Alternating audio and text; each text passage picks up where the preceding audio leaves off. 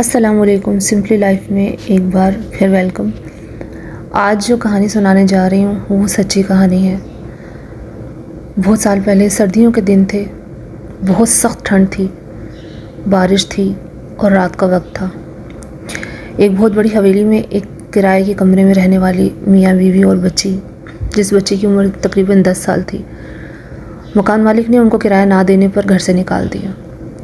اب وہ اتنا شور شرابہ ہوا کہ سارے اپنے گھروں سے باہر آ گئے اور دیکھنے لگے کہ مکان مالک ان کو کیسے ذلیل کر رہا ہے۔ یہ دیکھ کر کسی ایک شخص نے ان کی طرف ہاتھ بڑھایا اور ان کو اپنے گھر کی آفر کی، جو کہ اس کے پاس بھی ایک ہی کمرہ اور کچن تھا۔ اس نے اپنی کچن کے اندر ان کو رہنے کے لیے کہا، رکنے کے لیے کہا۔ اس بات پر مکان مالک ان سے بھی ناراض ہوا کہ تم نے میرے کرایہ دار کو اپنے گھر میں جگہ کیوں دی؟ بہرحال اس کے دل میں خدا خوفی تھی، اس نے اپنی جگہ دے دی۔ وہ رات رکے، ایک رات رکے، 2 راتیں رکے، اور اس کے بعد انہوں نے اپنا انتظام کر لیا اور وہ گاؤں جانے کے لیے تیار ہو گئے۔ وہ اپنے گاؤں جا رہے تھے تو سارے پیسے مکان مالک کو کسی نہ کسی طرح سے کر کے دیے۔ بہت غریب لوگ تھے اور وہ وہاں سے چلے گئے، اس تذلیل کے ساتھ چلے گئے کہ مکان مالک نے ان کو کتنا ذلیل کیا، صرف کرایہ نہ دینے پر۔ رات کے پہر میں اس کو بیٹی کے ساتھ گھر سے باہر نکال دیا۔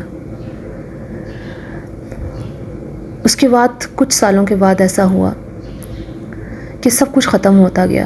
مکان مالک کی اکڑ، مکان مالک کی جتنی اس میں اکڑ تھی وہ ساری ختم ہو گئی، اور اس کو لوگوں نے اپنی آنکھوں سے روڈ پہ دیکھا، اس کی فیملی کو برباد ہوتے ہوئے دیکھا، اس کا گھر برباد ہوتے ہوئے لوگوں نے دیکھا۔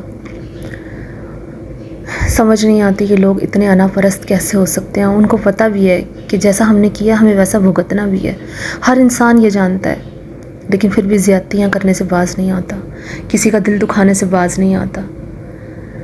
یہ کہانی صرف اس دور کی نہیں ہے، یہ اس دور کی بھی ہے، یہ آگے بھی ایسا ہی ہوگا، لیکن ہم نہیں سمجھتے۔ ہمیں سمجھنے کی ضرورت ہے، خود پہ کام کرنے کی ضرورت ہے، دعا کرنے کی ضرورت ہے۔ اس مکان مالک کی طرح کہیں ایسا نہ ہو کہ سب بے گھر ہو جائیں۔ اللہ کے سوا کوئی راستہ نہیں ہے ہمارے پاس، کوئی راستہ نہیں ہے اس کے سوا۔